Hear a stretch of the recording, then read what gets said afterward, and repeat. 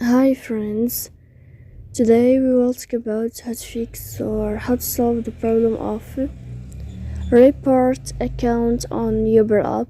You will click on settings. Here you can click on apps, default apps, app settings. And above you can search about Uber app and you will click. Here you can click on first step and you can click OK. After that you will enter to the window of storage. In the end you can turn off your you can click on clear cache. In the end you can go to Play Store and you can update your app. So please don't forget to support us by like and subscribe. See you next time in another video.